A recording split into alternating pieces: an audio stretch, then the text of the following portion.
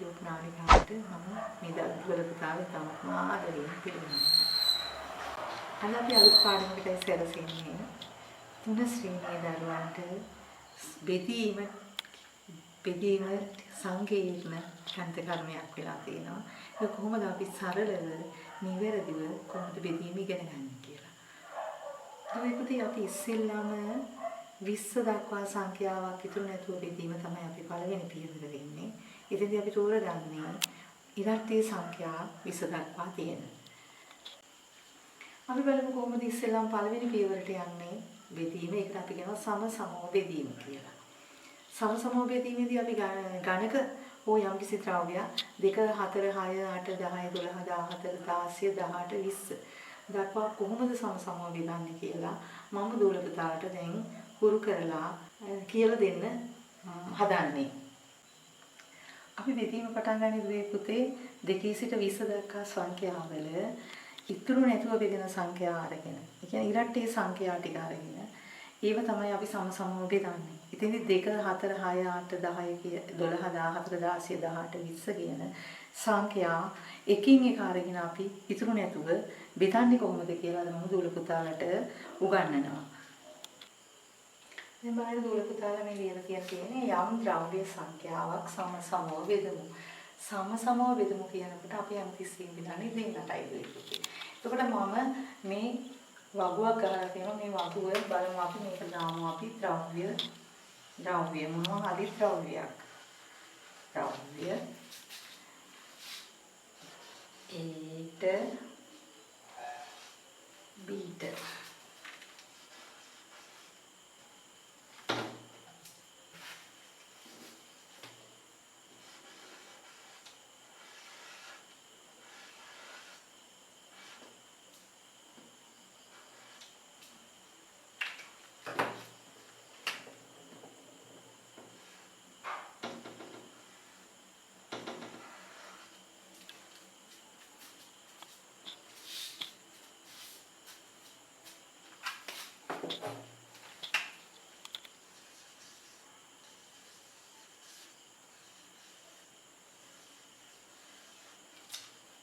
දැන් මම මෙතන ද්‍රව්‍ය ගණන කියන එක දෙකේ ඉඳන් පටන් ගන්නවා.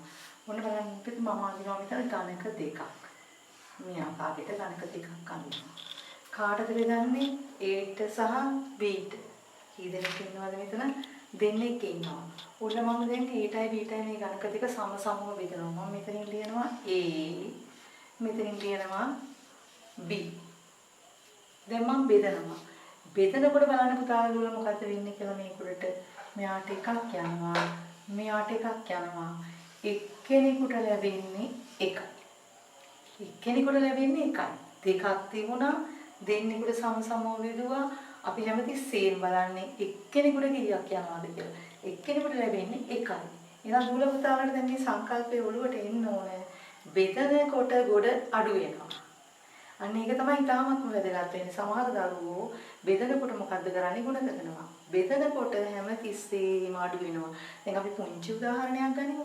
ගෙදර අම්මා බත් කට්ටියක් උයලා දුවල පුතාලගේ පිඟන් වලට බෙදනවා. හැන්ද බෙදාගෙන යනවා. එතකොට බත් කට්ටියේ තියෙන බත් ප්‍රමාණය අඩු වෙනවා. එහෙනම් බෙදීමේදී වෙන්නේ දිගින් දිගටම අඩු වීම. අඩු වීමේ කෙටි ක්‍රමය තමයි බෙදීම. එතකොට මේ සංකල්පය ඔළුවේ තියෙනවා. ඔන්න දැන් Aට ලැබෙනවා එකක් Bට ලැබෙනවා එකක්. ඔන්න සමව බෙදුවා.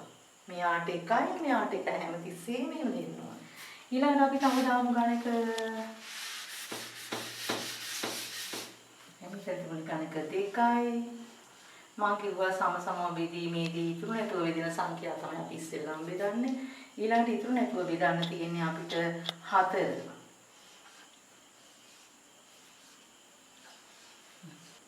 ඊළඟට මම ගණක 4ක් ගත්තා.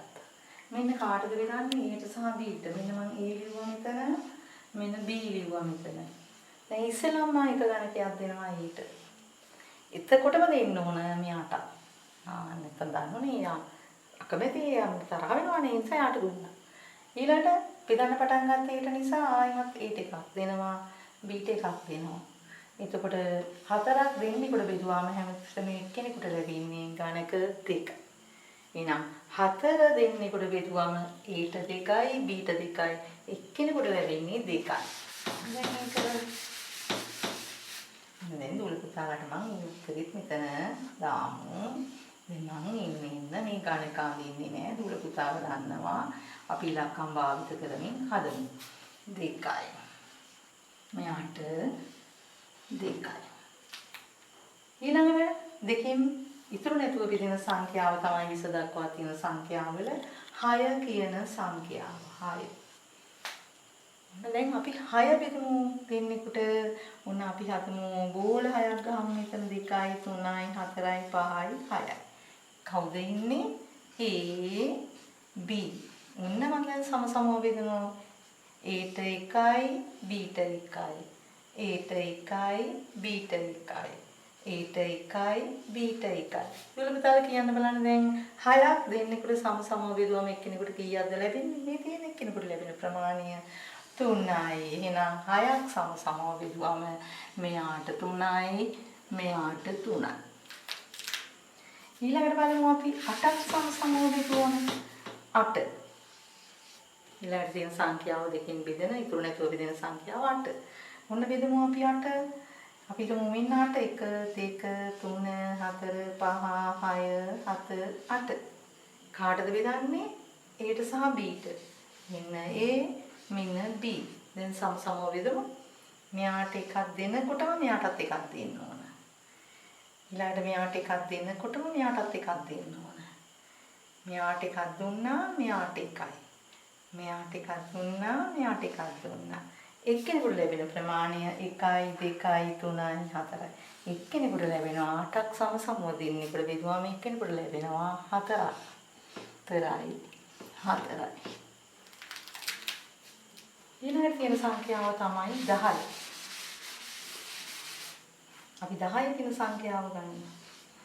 10 දෙන්නෙකුට බෙදුවම එක්කෙනෙකුට ලැබෙනවා අපි එකක් ඇඳලා බලමු 1 2 3 4 5 6 7 8 9 10. කාටද බෙදන්නේ? Aට සහ Bට.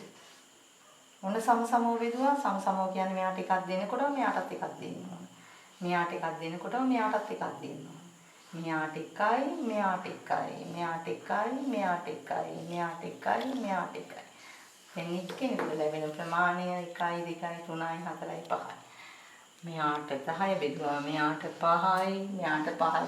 ඉතින් මම දැකලා තියෙනවා දරුවෝ මේක කරනකොට අර නිවැරදි පිළිවෙලට බෙදාගෙන යන්නේ නැහැ. සමසමව අපි පටන් ගත්තේ ඒකෙන් නම් හැමතිස්සෙම ඉස්සෙල් එක දෙන්න ඕන ඒට. සමහර දරුවෝ මේ පැත්තෙන් පටන් ගත්තාම ඊට පස්සේ අමතක වෙලා ඊළඟට මෙයාට දෙනවා. එතකොට තමන්ගේ කාණ නිවැරදිව බෙදෙන්නේ නැහැ. දැන් මොන අපි මේ සරල ක්‍රමය ඉගෙන ගත්තා. මේක තමයි දුල පුතා බෙදීමේදී ඉස්සෙල්ලාම බෙදීම ගැටළු විසඳීමේ පළවෙනි පියවර.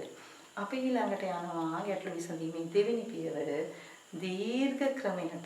දීර්ඝ ක්‍රමයට කොහොමද අපි බෙදීමේ සංඛ්‍යාවක් බෙදන්නේ කියලා. ඒක කරන්න ඉස්සෙල්ලා දුවේ පුතේ ඔබ හැම දිනම එකතු කිරීම, අඩු කිරීම, ගුණ කිරීම කියන ගණිත කර්ම හොඳින් ප්‍රගුණ කරලා තිබුණොත් තමයි ඔබට බෙදීම පහසුවෙන් ඉගෙන ගන්න පුළුවන් වෙන්නේ. මේ ගණිත කර්ම අතර එකිනෙකට සම්බන්ධතාවයක් තියෙනවා. එකතු කිරීම හොඳටම ප්‍රගුණ වෙලා තියෙනවා අඩු කිරීමට යන්න අපිට. අඩු කිරීම හොඳටම ප්‍රගුණ වෙලා තියෙනවා ගුණ කිරීමට. ඒ තුනම හොඳටම පුළුවන් වෙලා තියෙනවා අපිට බෙදීමට යන්න. අපි ඒව ගැන හිතන්නේ නැතුව මම දැන් මේ වෙලාවේ තුනේ දරුවන්ගේ දෙවෙනි වාරයේ අවසාන කාලය වෙනකොට දරුවෝ ඉගෙන ගන්න තියෙන එකක් තමයි දීර්ඝ බෙදීම. අපි කොහොමද ඒක පහසුවෙන් කරන්නේ කියලා මම දුල පුතාට අවබෝධයක් දෙනවා. මේක 4 ශ්‍රේණියට ගියපු දරුවන්ටත් ප්‍රයෝජනවත් වෙන නිසා. දැන් බලමු මේ හස්තිය තියෙන මම දීර්ඝ බෙදීමෙන් ගැටළු විසඳමු. දුල පුතාට දෙවෙනි වාරයේ වෙනකොට 3 ශ්‍රේණිය දරුවන්ට මේ ක්‍රමයට ගැටළු විසඳන්න පුළුවන් වෙනවා. බලමු අපි ගණන කියවලා පෙන්සල් 8ක් දෙදෙනෙකු අතර බෙදුව විට එක් අයෙකුට කීයක් ලැබෙයි? පෙන්සල් 8ක් දෙන්නෙකුට බෙදනවා. අපි ඒක ගණිත කර්මයේ මේ විදිහට ලියනවා. දුල පුතා ගන්නවා බෙදීමේ සලකුණ බෙදීමේ ගණිත කර්මය අපි ලියන්නේ ආකාරයට. සලකුණ ඕක. 8 බෙදීම 2 සමානයි කීයද කියලා අහන්නේ අපි. අපි ඔබ කෙටි ක්‍රමයට සමසමව බෙදන්න දන්නවා. අපි දැන් දීර්ඝ ක්‍රමයට බෙදමු. දීර්ඝ ක්‍රමයට බෙදීමේදී පුතේ තුන ශ්‍රේණියේදී අපි මෙන්න මේ පියවර තුන අනුගමනය කරනවා. පළවෙනි එක තමයි බෙදනවා කියන එක.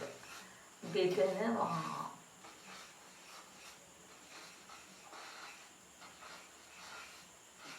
දෙවෙනි එක තමයි ගුණ කරනවා කියන. ගුණ කරනවා.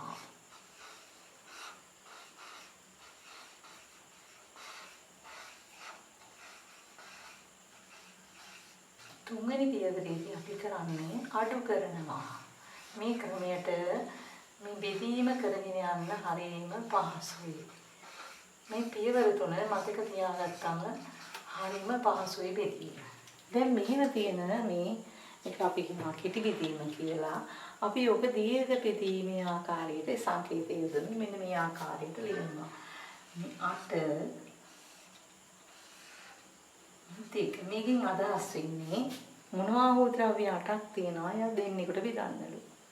අපි ඉස්සෙල්ලාම කරන්නේ බෙදනවා. බෙදනවා කියනකොට දුල පුතාලා දානවා එහෙනම් ගොඩ අඩු වෙනවා. දෙන්නෙකුට බෙදනවා අපි. 8 දෙන්නෙකුට බෙදනවා. මේ ගොඩාක් සරල විදිහට මම කරන්නම්. මෙන්න අපි හිතමු මෙතන තියෙනවා බෝල 8ක් 2 3 4 5 6 7 8. ඔන්න මම දැන් දෙන්නෙකුට බෙදනවා. මෙන්න එක්කෙනෙක් ඉන්නවා. මෙන්න අනිත් එක්කෙනා. දැන් ඔන්න මෙයාට එකක් දුන්නා මෙයාට එකක් දෙනවා. මෙයාට එකක් දෙනවා මෙයාට එකක් දෙනවා. මෙයාට එකයි මෙයාට එක. මෙයාට එකයි මෙයාට එක. එතකොට එක්කෙනෙකුට ලැබෙන ප්‍රමාණය තමයි අපි බෙදීමෙන් ලැබෙන උත්තරේ විදිහට එක්කෙනෙකුට ලැබෙන ප්‍රමාණය තමයි අපි දානවා. ඒක 8 දෙනෙකුට බෙදුවාම එක්කෙනෙකුට ලැබෙනවා 4ක්.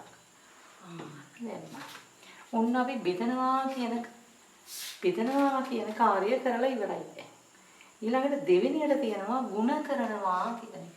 ಗುಣ කරන්නේ හැමතිස්සෙම අපි මේකේ පහසුවට අපි යොදා ගන්නවා. සමහරවිට දරුවන්ට අමතක වෙන නිසා මේක මෙයා අපි ඔළුව කියලා ගන්නවා. මේ ඔළුව කියලා අපි දන්නවනේ උඩින් ඉන්නේ ඔළුවනේ.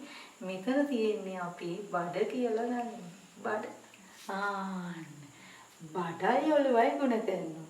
බඩයි ඔළුවයි ಗುಣ කරනවායි කියන්නේ දෙවාරයක් 4 කිව්වත් එකයි 4 වාරයක් 2 කිව්වත් එකම දේ. ගුණ කිරීමේදී තියෙන පහසුව තමයි අපිට මේ පැත්තට දෙවාරයක් 4 කිව්වත් එකම උත්තරේ ලැබෙනවා. 4 වාරයක් 2 කිව්වත් 8 කියන උත්තරේ ලැබෙන්නේ. මෙන්න මම එයා දැම්ම යටින් අපි හිතමු කකුල කියලා කකුල පැත්තට දැම්මා. කොහොමද එතකොට මේක හැදුනේ? දෙවාරයක් 4. මේක හැදුනේ කොහොමද? දෙවාරයක් 4 කියන ගණිත කර්මය යෙදීමෙන් තමයි අපිට මේ 8 කියන පිළිතුර ලැබුණේ. නිකම්ම නෙමෙයි සමහර අය හිතනවා මේක ඉතිරි නැතුව බෙදෙන සංඛ්‍යාවන් නිසා මෙතන තියෙන 8යි මේ කියලා. නෑ, එතන තියෙන 8 නෙමෙයි අපි සකස් කරගත්තු 8ක් තමයි මේ තියෙන්නේ. ඒක සකස් කරගත්තේ කොහොමද? අපි දෙවාරයක් 4 කියන මෙන්න මේ සංඛ්‍යාව දෙක ගුණ කරලා තමයි අපි ඒක සකස් කරගත්තේ. ඔන්න එතකොට අපි දෙවණියට කරේ ගුණ කරනවා. දැන් මේකත් හරි. ඊළඟට අපි කරන්නේ අඩු කරනවා කියන එක. අඩු කරන්නේ මෙයාගෙන් මෙයා. ඔන්න අඩු කරා. 8ක් තිබුණා 8ම දුන්නා. 8ම දුන්නාම ඉතුරු වෙන්නේ. 8ම දුන්නාම අපිට අඩු වෙනවා. බිංදුව කියන සංඛ්‍යාව එනවා. කොහොමද අපි මේ බිංදුව ගත්තේ? 8 අඩු කරා 8. ඔන්න අපි අඩු කරා. ඒතර මොනවද? බෙදීමේ දීර්ඝ බෙදීමේ ක්‍රමයේදී අනුගමනය කරන යුතු පිළිවෙල තමයි බෙදනවා, ගුණ කරනවා, අඩු කරනවා. දැන් තේරෙනව නේද දුලප්පා? එතකොට පිළිතුර තියෙන්නේ පුතේ මෙතන. ඒ නිසා අපි ඉන්නේ මෙතෙන්ට ඉරක් ගහන්නේ නේ. අපි පිළිතුර විදියට ලියනවා 8 බෙදීම 2 සමානයි. මෙන්න පිළිතුර කියනවා 4යි කියලා. එතන තමයි උත්තරේ තියෙන්නේ අපි හැමතිස්සෙම. දැන් දුලප්පාලට පේනව නේද? මම දුල පුතාලට ටිකක් හුරු වෙන්නේ මෙන්න තව ගණන් 2 3ක් මේ ආකාරයට හදනවා. ඊළඟට අපි ගන්නවා 6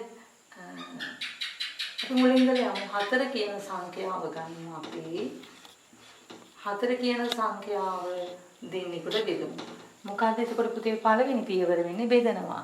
බෙදනවා නම් අනිවාර්යයෙන්ම ගොඩ අඩු වෙන්න ඕනේ. 4ක් තියෙනවා මෙන්න මෙයාගෙන් බෙදනවා, දෙකෙන් බෙදනවා, 4 දෙන්නෙකුට බෙදුවම මෙන්න 4 දෙන්නෙකුට බෙදනවා, මෙන්න දෙන්න මෙයාට එකයි, මෙයාට එකයි, මෙයාට එකයි, මෙයාට එකයි. එක්කෙනෙකුට ලැබෙන ප්‍රමාණය 2යි. එයා දානවා මෙතනින්. දැන් අර දුවල පුතාලට මතකයිනේ උළුවයි බඩයි කියන එක. එහෙනම් ඊළඟට කරන්නේ අපි ගුණ කරනවා. උළුවයි බඩයි ගුණ කරා දිවරක් 2 4යි. අන්න දැම්මා. කොහොමද ආවේ? 2 ගුණ කිරීම 2 මේ 4 නෙමෙයි මේ තියෙන්නේ. මේක අපි සකස් කරගත්තා. කොහොමද සකස් කරගත්තේ? මෙයයි ගුණ කළා. මෙයයි මේ තියෙන්නේ මෙයයි තමයි මේ තියෙන්නේ. මේ මෙයා දෙවාරියක් 4යි. ඊළඟට තුන්වෙනියට කරන්නේ අපි අඩු කරනවා. කොහොමද අඩු කරන්නේ? මෙයාගෙන් මෙයා අඩු කරනවා. එතකොට 4න් 4ක් අඩු කරාම බිඳුවයි. අපි ඒක හදාගත්තේ 4 අඩු කිරීම 4. එතකොට එනවා බිඳුවයි කියන ඉතුරු නැහැ. ඉතුරුක් වෙන්නේ නැහැ. අපි කියන ශේෂය රහිත කියලා ඉතුරු නැහැ. එතකොට 4 කියන ඉලක්කම නැත්නම් මොනවා වූ ද්‍රව්‍ය 4ක් දෙන්නෙකුට බෙදුවම එක්කෙනෙකුට ලැබෙන ප්‍රමාණය 2යි. පිළිතුර තමයි 4 බෙදීම 2 සමානයි 2යි. අන්න පිළිතුර. හරිනේ? මොනවද පුතේ? ඒකට පියවරවල ටික මේ පියවරවල තුන මතක තියෙනවා නම් ගණිත කර්ම ටික දන්නවා නම් අපිට මේ බෙදීම කිසිම අපහසුයක් නැහැ.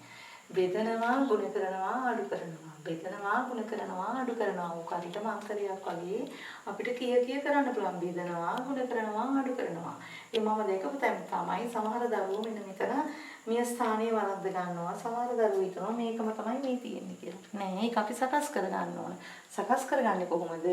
මේ උළුවයි බඩයි කියන නැත්නම් මීට උඩින් තියෙන සංඛ්‍යාවත් මේ ඉස්සරහින් තියෙන සංඛ්‍යාවත් දෙක ගුණ කිරීමෙන් තමයි අපි මේක ලබා ගන්නෙ. අපි පුතේ දැන් ඊළඟට ඉලක්කම් දෙකේ සංඛ්‍යාව නැත්නම් ස්ථාන දෙකක සංඛ්‍යාවක් වෙමු. 10 කියන්නේ ස්ථාන දෙකක සංඛ්‍යාවක්. ඒ වුණාට දූල පුතාලට ඉලක්කම සමස්තයක් විදියට එකට අරගෙන තමයි අපි බෙදන්නේ. මොකද 3 ශ්‍රේණිය කියන්නේ බෙදීම හඳුනා ගන්නා වයස නිසා අපි පියවර දෙකකට නෙමෙයි බෙදන්නේ. තනි ඉලක්කමක් වශයෙන් අරගෙන තමයි මේ සංඛ්‍යාව බෙදන්නේ. ඉතින් බලමු පුතේ දැන් ඔන්න 10 කියන්නේ ස්ථාන දෙකක් තියෙන සංඛ්‍යාවක් දුල පුතාලා ගන්නවා. මේ එක ස්ථානය මේක 10 ස්ථානය. ඉතින් අපි දුල පුතාලා තුනේ දරුවන්ට අපි මේක ඉලක්කම් දෙකකට කඩලා බෙදන්නේ. එක සංඛ්‍යාවක් විදිහට අරගෙන ඉඳන්නේ. මොකද බෙදීම හඳුනා ගන්නා වයස නිසා. ඒකට අපි බෙදනවා මේක දෙන්නෙකුට. මෙතන ද්‍රව්‍ය ගන්න 10යි බෙදන්න ද්‍රව්‍ය ගන්න 10යි හීදෙනෙකුට බෙදන්නේ දෙන්නෙකුට. ඉතින් අපි 10ම අරගෙන තමයි බෙදන්නේ. 10ම දෙන්නෙකුට බෙදුවම ඕන අපි 10ම දෙන්නෙකුට බෙදනකොට අපිට ඔකට පුළුවන් ඇඟිලි භාවිත කරන්න. දාලා දුවල දෙක ශ්‍රේණියේදී රටා ඉගෙනගෙන තියෙන නිසා අපිට පුළුවන් ඔක ඇඟිලි භාවිත කරමින් කරන්න. එතකොට අපි දෙකේ රටාව තමයි භාවිතයට ගන්නෙ. 2 4 6 8 10. 10 දක්වා දෙකෙන් දෙකට නැවීමේදී ඇඟිලි 5ක් නැවිලා තියෙනවා. ඇඟිලි 5ක් නැවෙනවා. දෙකේ රටාවෙන් යන්න බලන්න. 2 4 6 8 10. ඇඟිලි 5ක් නැවිලා තියෙනවා. නම් 10ට දෙකේ ගොඩවල් 5යි. දුල පුතාලා දන්නවා ඒක 10ට දෙකේ ගොඩවල් 5යි. දුවේ පුතේ දැන් 10ම ගත්ත නිසා අපි බෙදන්නේ. අපි 5 කියන මේ 10 බෙදීමේ තියෙන 5 කියන උත්තරේ ලියන්නේ මේ එක ස්ථානයේ. මෙතන ලියන්නේ මෙතන නෙමෙයි අපි ලියන්නේ. මෙතන තමයි අපි ඒක ලියන්නේ 10ම ගත්ත නිසා. ඔන්න අපි බෙදුවා. පළවෙනි පියවර විදියට බෙදුවා. ඊළඟට දුල පුතාලා දන්නවා මොකද්ද කරන්නේ? ගුණ කරනවා. ගුණ කරාම පස් වාරයක් දෙක කිව්වත් එකයි දෙවාරයක් පහ කිව්වත් එකයි ඒකටත් අපි ඇඟිලි භාවිත කරන්න පුළුවන්. ඔන්න අපි ගොඩවල් පහක් දෙකෙන් දෙකට ගුණ කරගෙන යනවා. එතකොට අවසානයේ කියවෙන ඉලක්කම 2 දැන් ගොඩවල් පහක් තමයි මේ දෙකෙන් දෙකට යන්නේ අපි 2 4 6 8 10. එතකොට දෙකේ ගොඩවල් පහක් 10යි. 10යි. අපි ගුණ කරා. ඊළඟ පියවර තමයි අඩු කරනවා. 10න් 10ක් අඩු වුණාම බිඳුව. ඒත් උත්තරේ කීයද? 10 දෙන්නෙකුට බෙදුවම සමානයි එක්කෙනෙකුට ලැබෙන ප්‍රමාණය 5. පුතාලා දන්නවනේ මේ 10 දෙන්නේ කොහොමද මේ බිඳුව එන්නේ කොහොමද කියලා. ඊළඟට බලමු අපි තව සංඛ්‍යාවක් විදමු. 12 කියන සංඛ්‍යාව අපිට 20 දක්වා සංඛ්‍යාව විදන්න තියෙනවා දිනවාරේදී. ඉතුරු නැතුව 12 කියන සංඛ්‍යාවකින් අපිට බෙදුවා 12 පුතාලා කියන්න බෑ 12ට දෙකේ ගොඩවල් අපි ඇඟිලි වලින් ගනිමු. 12 කියවෙනකොට ඇඟිලි කියන්න වෙනවද බලමු දෙකෙන් දෙකට. දෙකේ රටාවේ 2 4 6 8 10 12. කීයක් ඇඟිලි නැවුණාද? ඇඟිලි 6ක් නැවුණා. එහෙනම් 12ට දෙකේ ගොඩවල් 6යි. 6 කියන සංඛ්‍යාව යොදන්නේ මෙතන. ඊළඟට අපි කරන්නේ ඔන්න අපි බෙදුවා. ඊළඟට අපි කරනවා ගුණ කරනවා දෙවාරයක් 6 කිව්වත් 1යි 6 වාරයක් 2 කිව්වත් 1යි. පිළිතුර ලැබෙනවා 12 කියලා. ඊට පස්සේ මොකද කරන්නේ 12න් 12ක් අඩු කරනවා බිඳුව කියන උත්තරය අපිට. බිඳුව කියන කිසිම ඉතුරුවක් නැහැ කියන 12න් 12ක් අඩු කරාම එකක්වත් ඉතුරු වෙන්නේ නැහැ. ඒ නිසා උත්තරේ තමයි මෙතන තියෙන උත්තරේ 12 දෙන්නේ පුට බෙදුවම සමානයි 6යි ඉතුරු නැහැ. පිළිතුර. දැන් දූල පුතාලට මම හිතන්නේ වැටහෙන්නේ නැති. අපි අවසානයේ ගනිමු 18 කියන සංඛ්‍යාව. 18 ලිව්වා. දැන් අපි මේක තමයි බෙදන්නේ 18 බෙදීම 2 කියන සංඛ්‍යාවේ එන පිළිතුර තමයි අපි දැන් හොයන්න හදන්නේ. ඔන්න අපි 18 ලිව්වා. දීර්ඝ බෙදීමේ සංකේතය දැම්මා අපි. දෙන්නෙකුට බෙදනවායි කියුවා. දැන් ඔන්න බෙදන්න පටන් ගනිමු. ඉස්සෙල්ලාම 18ක් තියෙනවා. 18 දෙන්නෙකුට බෙදුවම අපි දන්නවා බෙදනකොට ගන්න ගොඩ අඩු වෙනවා කියලා. 18ට දෙකේ ගොඩවල් බලමු අපි. ඔන්න ඇඟිලි නවමු දෙකේ රටාවෙන්. 2 4 6 8 10 12 14 16 18 කීයක් ඇඟිලි නැවිලාද? ඇඟිලි 9ක් නැවිලා තියෙනවා. එහෙනම් 18 දෙන්නෙකුට බෙදුවම එක්කෙනෙකුට ලැබෙන්නේ 9යි. 9 කියන්නේ මෙතන. ඊළඟට ගුණ කරනවා ආයිමත් දෙකේ රටාවෙන් යනවා අපි. නැවිච්ච ඇඟිලි ටික ගුණ කරමු දැන් 9. කොහොමද එනවද පිළිතුර බලමු අපි. 2 4 6 8 10 12 14 16 18 කියන පිළිතුර එනවා අපිට. අපි 18 දැම්මා මේ සංඛ්‍යාවට යටින්. ඊළඟට අපි කරන්නේ ඔන්න ගුණ කරා. ඊළඟට කරන්නේ අඩු කරන එක අපි. ඔන්න අඩු කරා 18න් 18ක් අඩු කරාම බිඳුව. දැන් මම හිතනවා දූල පුතාලට මේ සරල ක්‍රමය තේරෙන්න ඇති.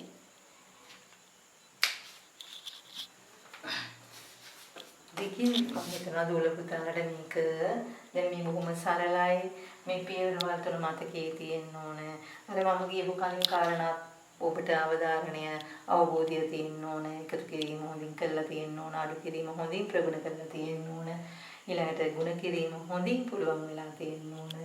මේ දීර්ඝ බෙදීමට යන්න මම හිතනවා දූල පුතාලා දෙවෙනි වාරයට ලෑස්ති වෙන්න මේ ගණිත කර්ම ටික හරියට කරගෙන ඉතාමත්ම සතුටුදායක ලෙස ඔබට දීර්ඝ බෙදීමෙන් ගැටලු විසඳීමේ හැකියාව ලැබෙනවා. ඒකාන්තයි මේ ක්‍රමවේදය අනුගමනය කළාම අපි ඉදිරියට ශේෂය සහිතව නැත්නම් ඉතුරු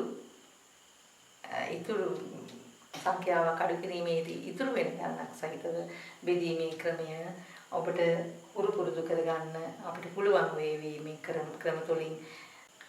මේ වගේ තවත් බෙදීමේ ගැන පාඩමකින් ඔබ හම්බ වෙනවා. ඉතින් ඔබට ආයුබෝවන්.